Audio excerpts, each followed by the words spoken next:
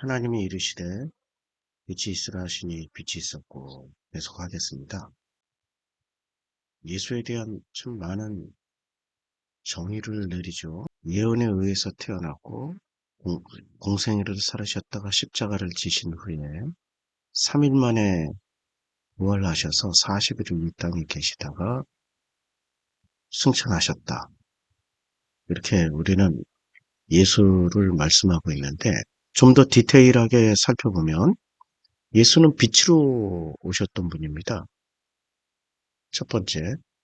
두 번째, 소리로 오셨던 분이죠. 빛으로 오셨다라는 것은 무슨 얘기냐면 예수께서 오셔서 공생애를 살으셨다는 뜻입니다. 그리고 소리로 오셨다라는 것은 승천하신 후에 다시 예수께서 성령으로 오셨다. 이렇게 얘기할 수 있죠. 요한복음에서 보면 확실하게 알 수 있거든요. 이 요한복음 1장 4절에 보면 그 안에 생명이 있었으니 이 생명은 사람들의 빛이라. 분명히 예수 안에 생명이 있었습니다. 예수께서 생명을 가져오셨죠. 근데 이 생명 사람들의 빛이라고 그랬습니다. 빛이 어둠의 빛이래 어둠이 깨닫지 못하더라. 이게 바로 창세기 1장 3절 내용입니다. 하나님이 말씀하셨습니다. 빛이 있으라 하셨으니 빛이 있었습니다. 이 빛이 하나님 보시기에 좋았더라라고 말씀하고 있는 거죠. 근데 이 빛이 어디에 왔어요? 공허하며 혼돈하고 공허하며 흑암이 깊음 위에 있는 그 땅에 오셨는 거죠. 그렇죠? 그러니까 요한복음에 따르면은 그 땅이 이 세상이 혼돈하고 공허하며 흑암이 깊음 위에 있기 때문에 빛으로 오신 분이 있었습니다. 그분이 누구시라고요? 예, 그분이 바로 예수였습니다. 예수. 이 생명은 사람들의 빛이었어요. 빛이 어둠의 빛이래 어둠이 깨닫지 못하더라. 그러니까 이 빛을 설명하기 위해서 태초에 말씀이 계셨습니다. 말씀이 하나님과 함께 계셨고요. 이 말씀은 곧 하나님이십니다. 그 태초에 하나님과 함께 계셨습니다. 그러니까 함께 계셨다는 거. 태초에 하나님과 함께 계셨어요. 함께 계시다가 하나님이 빛이 있으라라고 말씀하시는 순간 빛으로 이 땅에 오신 겁니다. 이게 1장 3절이에요. 대단한 거죠? 근데 우리는 이것을 분리해서 생각을 해요. 창세기와 요한복음을 분리해서 굉장히 오래전에 창세기가 있었고 예수는 굉장히 오랜 후에 오셨던 분이라고 생각하는데 아닙니다. 이미 창세기 1장 3절에 빛이 있으라라고 하셨고 빛이 있게 되었어요. 이때 이미 예수의 사역이 시작되셨다는 거죠. 예수님의 사역이 시작되었습니다. 뭐 안 믿으면은 예수 안 믿는 거죠.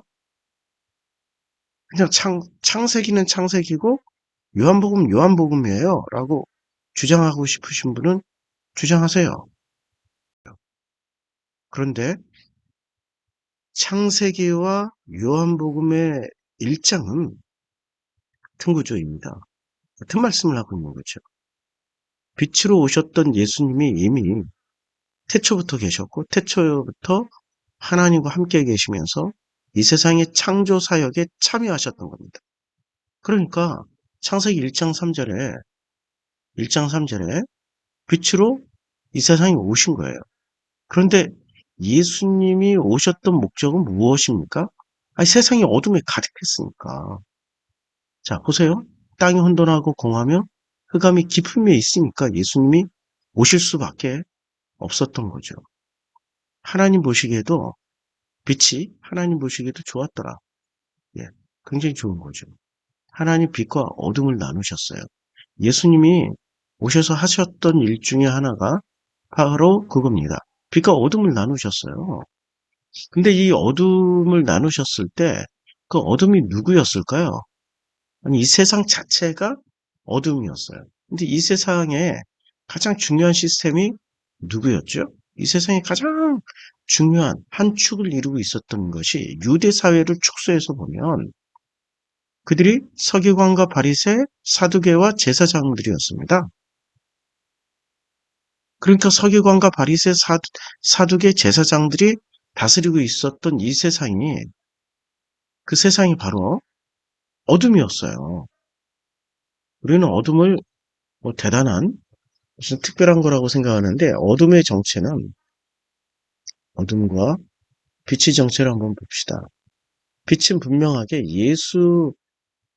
예수께서 오심으로 말미암아 빛이 누구인지를 확실하게 알려주었습니다. 그런데 예수는 오셔서 무슨 사역을 하셨어요? 어둠의 정체를 밝혔어요. 어둠의 정체를 보니까 누가 지배하고 있었던 사회였습니까?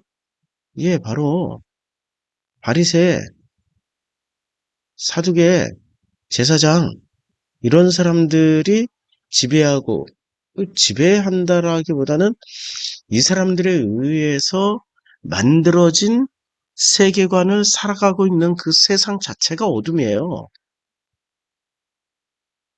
그들이 만들어 놓은 세계관을 살아가고 있는 그 사람들의 삶의 환경 자체가 어둠이라는 거죠. 그러니까 이 바리새 사두개 제사장이 어떤 삶의 환경을 만들어 놨습니까? 유대교라는 종교를 통해서 유대교의 교리를 가지고 사람들을 뭐로 만들어 놨습니까? 수고하고 무거운 짐을 지고 살아가는 종으로 만들어 놓은 겁니다. 노예로 만들어 놓은 거예요. 마치 이 시대를 무엇에 비교하면 있었던 그 히브리 사람들의 모습하고 똑같은 거죠. 근데 그 히브리 사람들이 초창기에는 깨달았습니까? 못 깨달았습니다. 근데 출애굽기 2장에 가서 그들의 노역이 점점 가중되고 힘들어지고 죽을 만치 고통스러우니까 그들이 비로소 부르짖기 시작했습니다.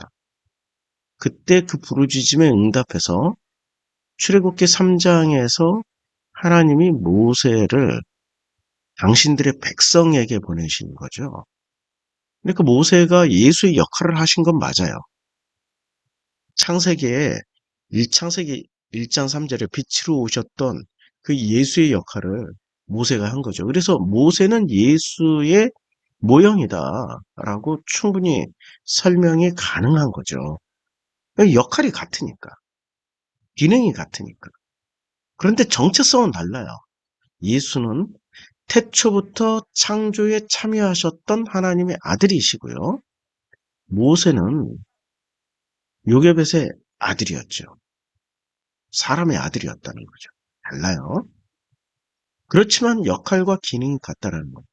그러니까 빛으로 이 세상에 들어오신 거예요.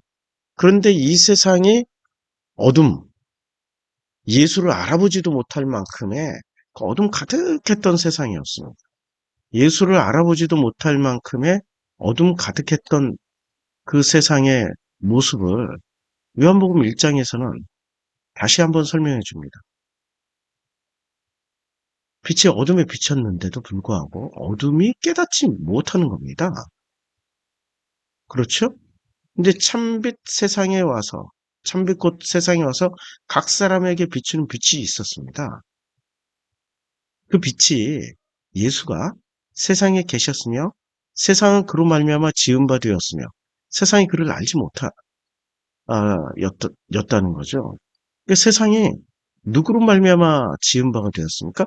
예수로 말미암아 지은 바가 되었죠. 이게 창세기 1장 3절에서 말씀하고 있지 않습니까?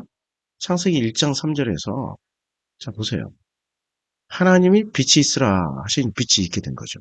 그러니까 세상이 그 빛으로 말미암아서 지은 바 되었을 때 세상이 그를 알지 못하였고요.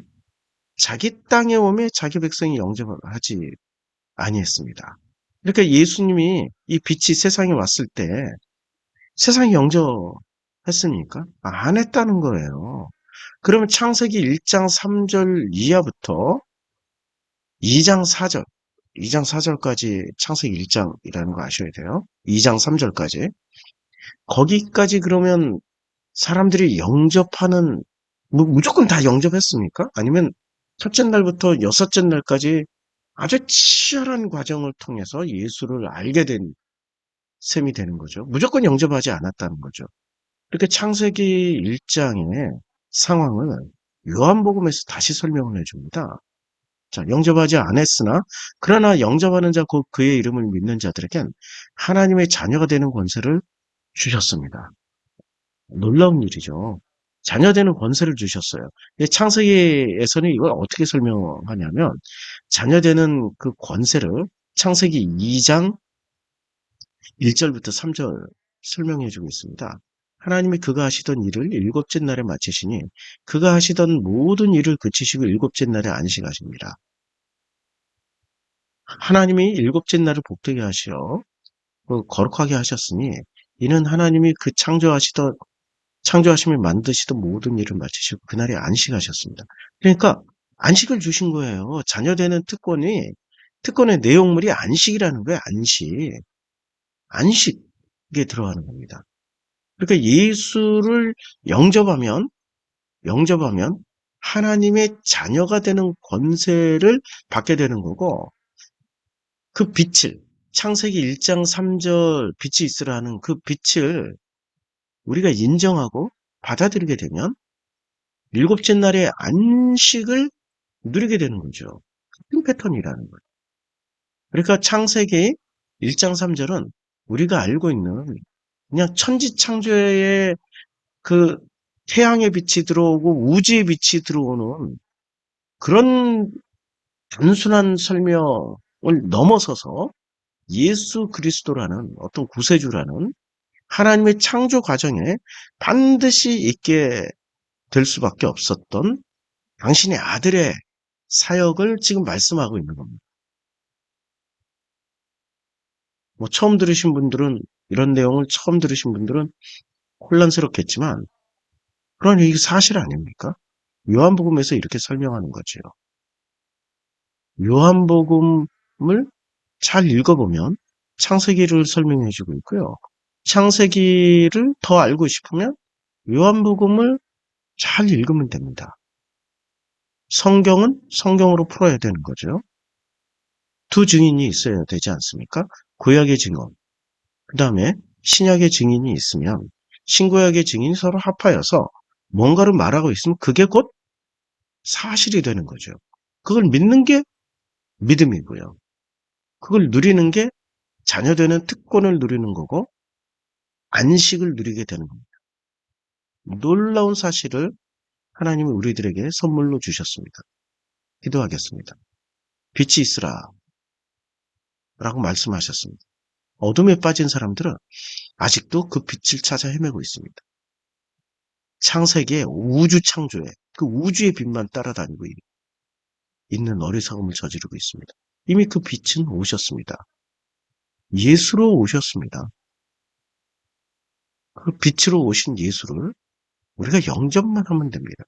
그럼 자녀된 특권을 주시고 안식을 특권으로 우리들에게 허락해 주십니다. 감사드립니다. 예수님의 이름으로 기도드렸습니다. 아멘.